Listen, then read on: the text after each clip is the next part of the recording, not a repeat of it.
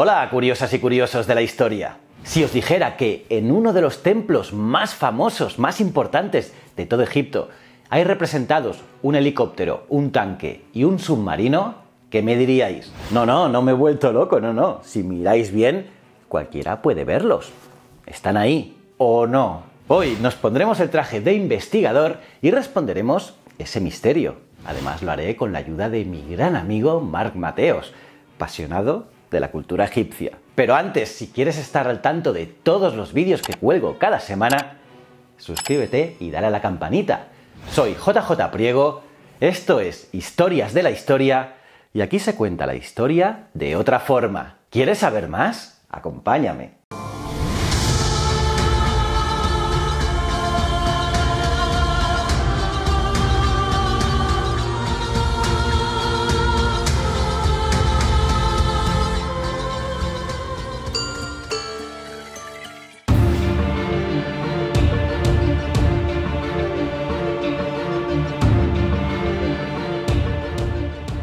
Egipto es un lugar que atrae a grandes multitudes ya desde la antigüedad. Sí, son famosos los viajeros griegos como Heródoto o Estrabón que vieron o quisieron ver representaciones de sus propios dioses y mitos en monumentos egipcios muy anteriores a ellos.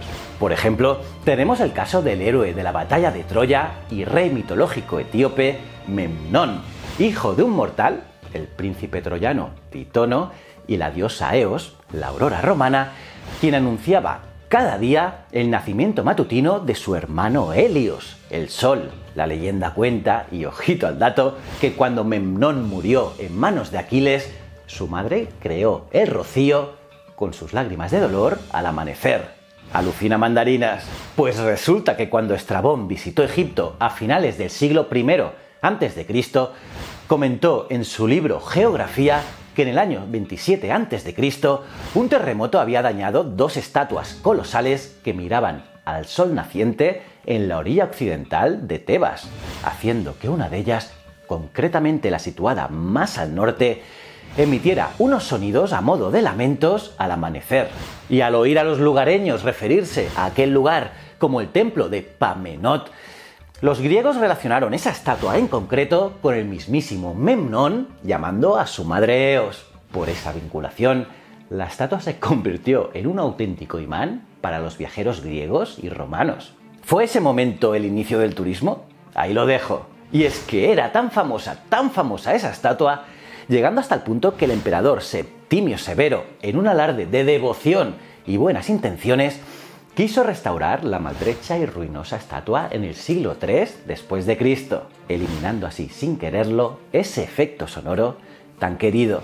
Y aunque la gente de esa época, a principios de nuestra era, creía fervientemente que era el mismísimo Memnón quien emitía los sonidos a través de la estatua, hoy en día sabemos que la realidad era muy distinta, ya que aunque lamentablemente ya no tenemos acceso a ese fenómeno del sonidito, creemos que el efecto sucedía por el cambio de temperatura al amanecer, que al evaporar la humedad acumulada entre las grietas de la roca durante la noche, provocaba ese sonido. Y al restaurar la estatua, Septimio Severo tapó las grietas, por lo que la humedad ya no podía penetrar en su interior. Lo que sí sabemos seguro es que los antiguos egipcios no conocían a ningún Memnón, ni tampoco a ninguna Eos. En realidad, esas estatuas que se cuentan entre las mayores jamás talladas en todo Egipto, sí, las mayores, eran parte del enorme templo mortuorio para el culto del faraón más rico de todos. ¿Sabéis quién es?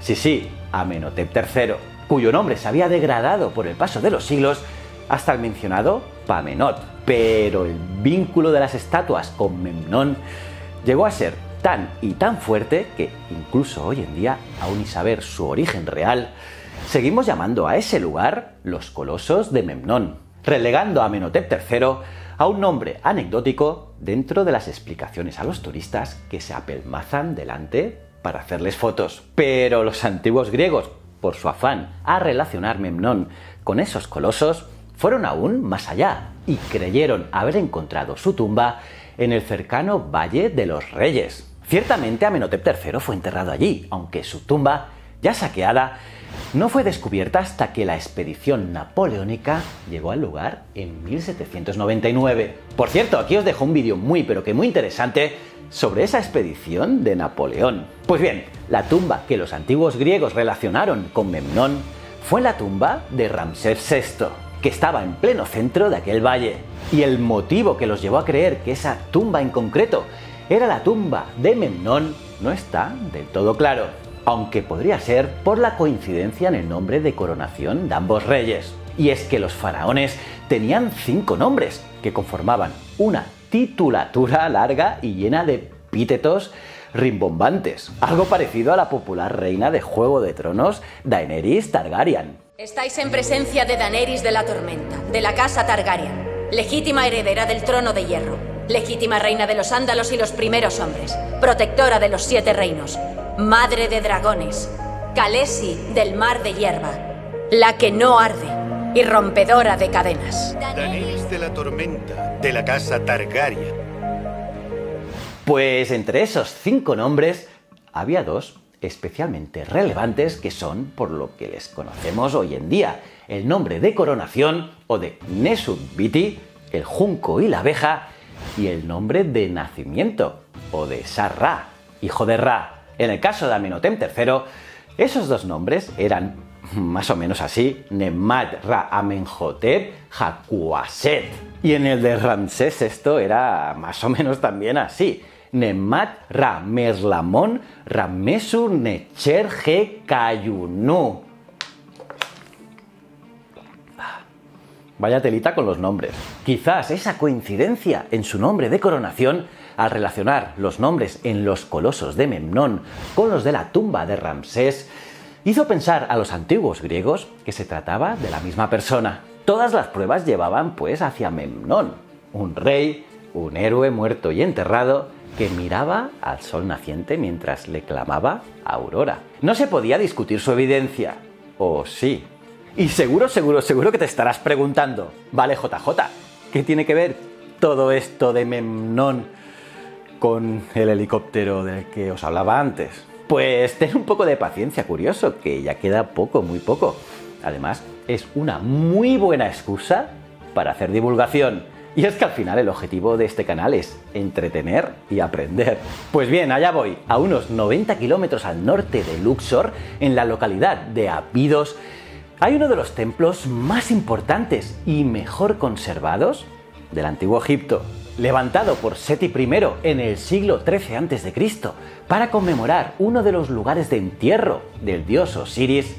Y por cierto, Seti I fue, además de un buen comandante militar, un gran constructor y un mecenas del arte, además tiene la que para muchos es la tumba más bella del Valle de los Reyes. Y por si fuera poco, empezó obras tan ambiciosas como el mencionado Templo de Abidos o la increíble Gran Sala Hipóstila de Karnak, un bosque de 134 columnas enormes con una superficie parecida a la de la Catedral de Notre Dame de París entera. Ojito a eso, pero Seti I murió antes de ver terminadas esas construcciones, y fue su hijo y sucesor, Ramsés II, también conocido como Ramsés el Grande, quien se encargaría de finalizarlas. Y Ramsés II fue más pragmático que su padre.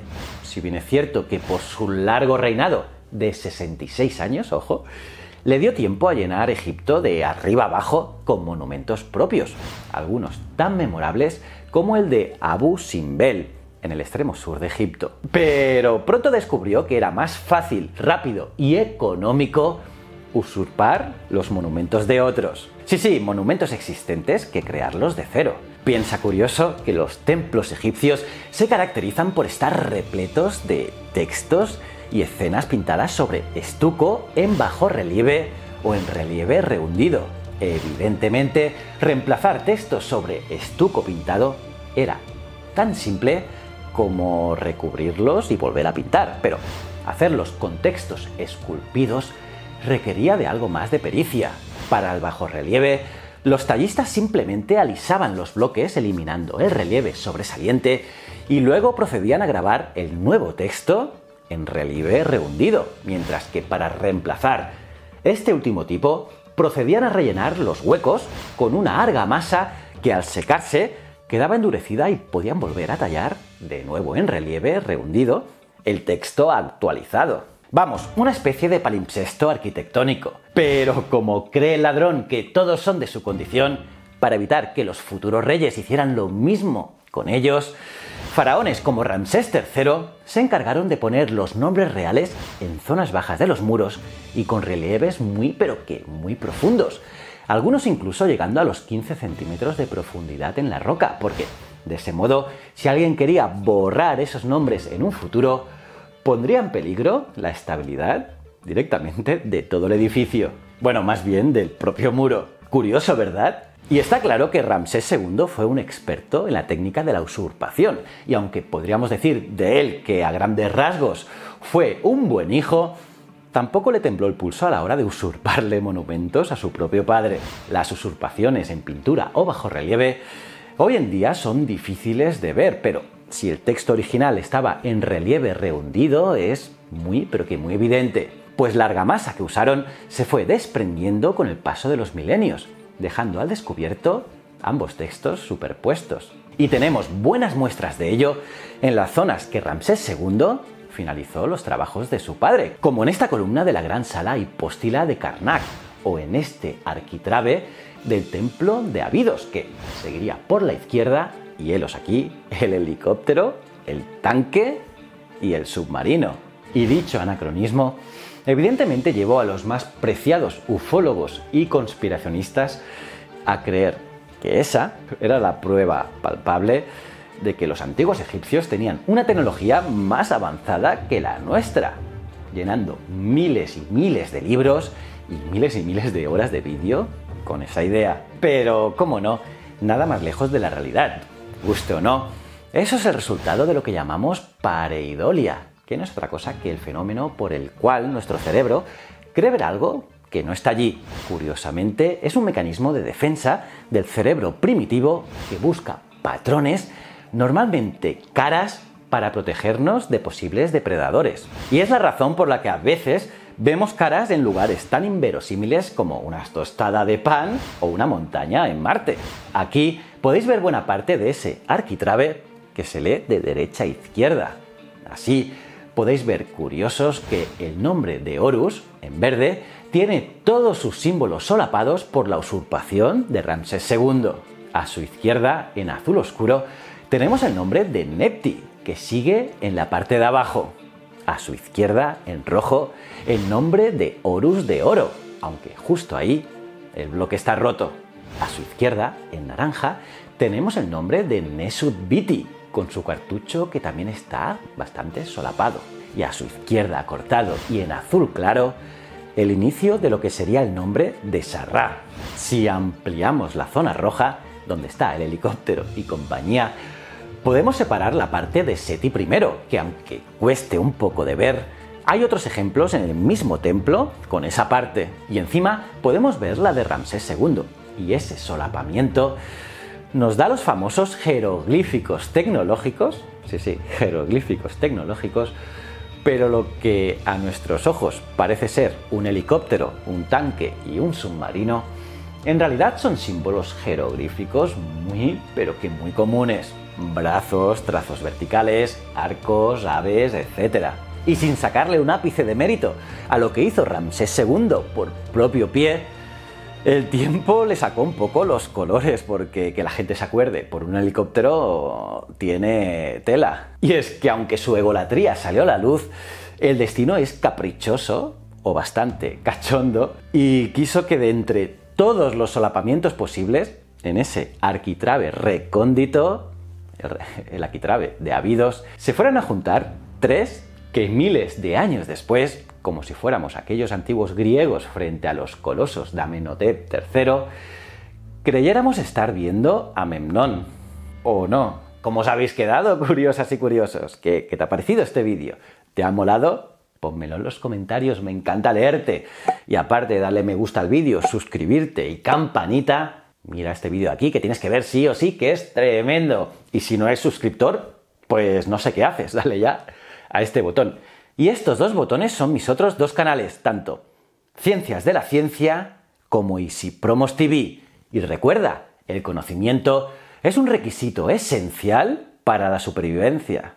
Muchísimas gracias.